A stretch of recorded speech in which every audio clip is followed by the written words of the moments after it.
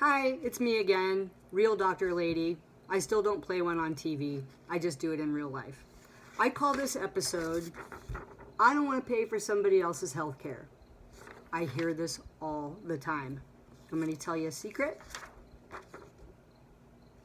Yep, you already are.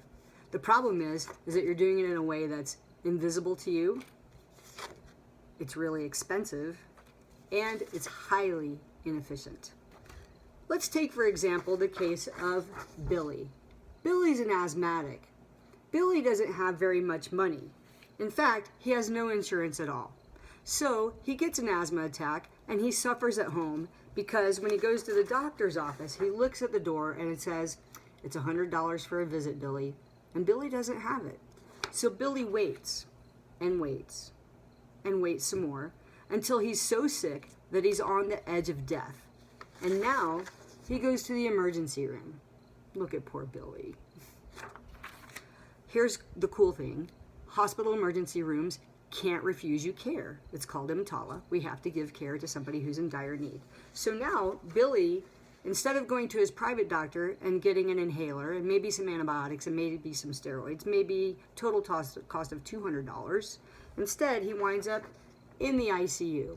Look at poor Billy. He's got a breathing tube in his throat. He's hooked up to a ventilator. He's hooked up to an expensive monitor. He's getting IVs. He's getting expensive drugs.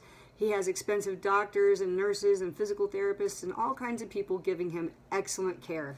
But guess what? That care consumes resources at the hospital. The hospital has to pay for the electricity, for the machines, for the staff, for the doctors, for the medicines, the supplies, blah, blah, blah. So the hospital racks up a bunch of costs and issues a bill to Billy for about $1 bajillion, which Billy doesn't have. But he already got the care and now he's gone and he can't pay. He can't get blood out of a turnip, right? So the hospital CEO says, I just lost a lot of money on that guy. How am I going to make that back? I know. When I negotiate my next contract with the insurance companies, I'm just going to tell them, hey, you know what? You're going to have to pay more money for that service that we used to give you for half that price.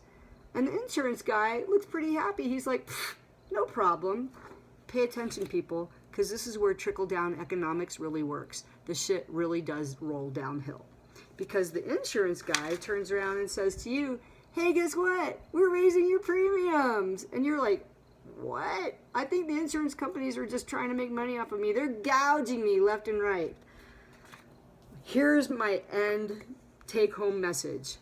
So pick which pocket you want to pay out of, because you're already paying. You can either pay out of the pocket where we provide universal coverage to everybody for a nominal fee, and everybody gets basic health care. And in that way, we can send Billy to the $100 doctor's office, keep him well, be efficient, and spend less money. Or we can pay out of the other more expensive pocket that's after the fact. He's got a worse healthcare outcome, and it costs us $1 bajillion. But it's invisible to you because you thought it was just the insurance company gouging you. But really, you're paying for Billy. Pick a pocket. We're all going to pay one way or the other. Personally, I would rather pay in an efficient manner that delivers better care at a cheaper price. Talk to you soon.